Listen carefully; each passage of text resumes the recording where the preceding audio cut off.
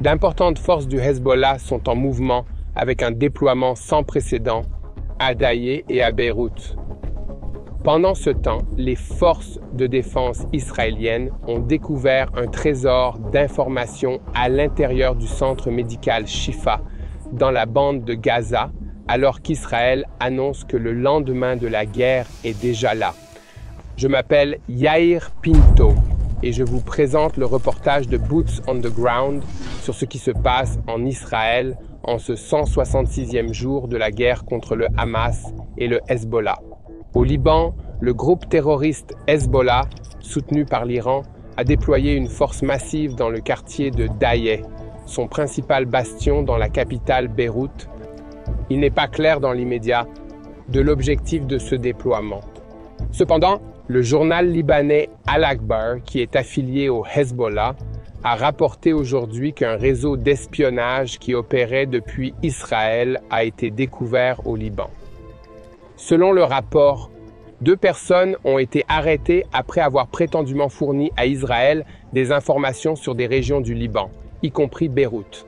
Il est important de comprendre que le Hezbollah a construit des infrastructures pour la production et le stockage d'armes et de munitions au cœur des agglomérations civiles du sud Liban. Il s'agit de grandes villes comme Beyrouth et de la région densément peuplée de la vallée de la Bekaa. Le Hezbollah agit ainsi parce qu'il veut utiliser ces civils comme boucliers humains, à l'instar du Hamas. Toutefois, l'armée israélienne ne laisse pas cette situation l'empêcher d'attaquer les infrastructures du Hezbollah à l'aide d'armes guidées avec précision et de renseignement. Cela permet de détruire les dépôts de munitions du Hezbollah sans blesser de civils. Nous savons que c'est efficace parce que nous pouvons voir qu'après une frappe des FDI sur une cible, il y a toujours de nombreuses explosions secondaires provenant de toutes les roquettes et bombes du Hezbollah qui étaient là lorsque les missiles israéliens ont frappé le bâtiment.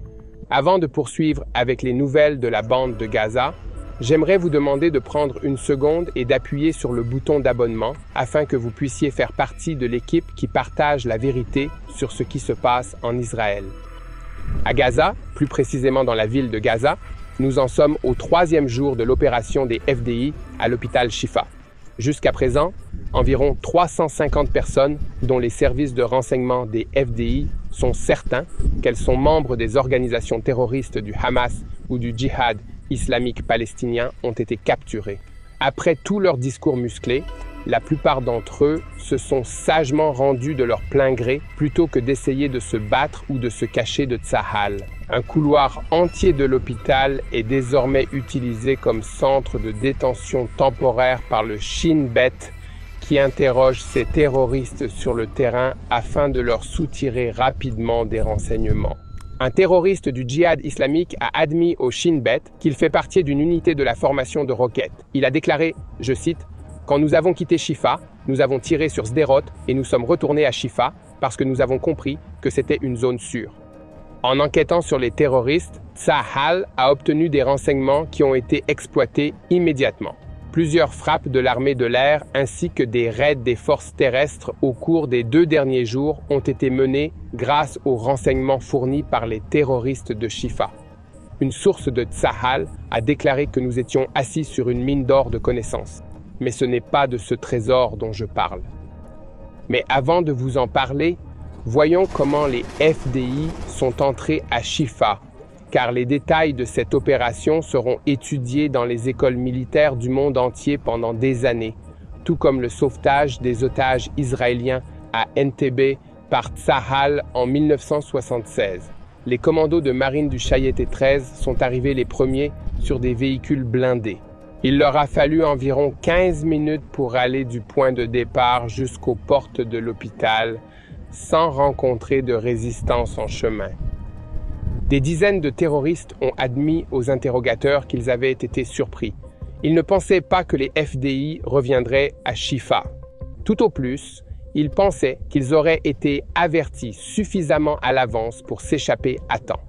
Mais ce ne fut pas le cas, car environ 20 minutes après le déploiement des commandos, des chars et des véhicules blindés de la 4e et 1e brigade étaient en position autour du périmètre de l'hôpital.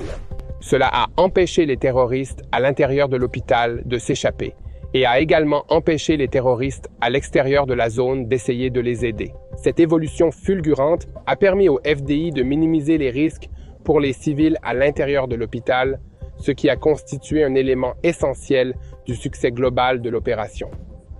Et maintenant, je vais vous parler du trésor que Tsahal a trouvé. Outre les renseignements individuels recueillis et l'élimination d'un grand nombre de terroristes du champ de bataille, Tsahal a également trouvé 11 millions de shekels en espèces cachés dans la salle à manger de l'hôpital dans le but de transférer des paiements aux terroristes du Hamas à l'intérieur de l'hôpital. Cet argent était destiné au bien-être de la population civile de Gaza. Et maintenant, c'est là qu'il va aller. Pendant ce temps, les commandos de la 13e flotte et l'équipe de combat de la 401e brigade continuent d'opérer sur les lieux en évitant de blesser les civils, les patients, les équipes médicales et le matériel médical. Cependant, 50 terroristes qui ont décidé de ne pas se rendre à Tsahal ont été éliminés lors d'échanges de tirs avec les troupes de Tsahal à l'intérieur et autour de l'hôpital au cours des dernières 24 heures. L'armée de l'air a apporté son soutien aux unités terrestres et ensemble, elles ont coopéré pour éliminer de nombreux terroristes. Par ailleurs, l'équipe de combat de la 7e brigade a lancé une opération de division dans la partie nord de Ran Younes, dans la région d'El Karara. Ces soldats s'efforcent de nettoyer les restes de l'infrastructure terroriste dans la ville et ont éliminé plusieurs terroristes qui ont tenté de les attaquer au cours des dernières 24 heures. De grandes quantités d'armes et de munitions ont également été capturées et des rampes de lancement de roquettes vers Israël ont été détruites. Alors même que ces opérations de nettoyage se poursuivent, des plans sont déjà en cours pour le jour suivant. Le lendemain de la fin de la guerre à Gaza, des rapports ont fait surface selon lesquels des fonctionnaires israéliens mènent des négociations avec les chefs des clans affiliés au Fatah dans la bande de Gaza. Une diplomatie de haut niveau est également en cours entre Israël et l'Égypte, le Qatar et d'autres pays influents dans la bande de Gaza. L'objectif de ces pourparlers est d'apporter un soutien aux factions qui n'ont pas de lien avec le Hamas, notamment l'éminent homme d'affaires palestinien Machar Mazri. Souvenez-vous de ce nom, car c'est lui ou quelqu'un comme lui qui ne veut pas tuer d'Israéliens, dirigera bientôt Gaza, que cela plaise ou non au Hamas et à ses partisans iraniens. Les médias rapportent également que l'aide humanitaire entrera bientôt dans la bande de Gaza par voie maritime et terrestre. Elle sera distribuée par des factions qui recevront ensuite l'autorité de gouverner et qui seront soutenues par les forces de sécurité qui seront déployées dans la région par les riches gouvernements arabes. Mais d'abord, le Hamas doit être complètement écrasé et vaincu afin qu'il ne puisse plus jamais menacer Israël. Toutefois, cela créera un vide de pouvoir qui devra être rapidement comblé, faute de quoi la situation, qui est déjà très difficile, deviendra impossible.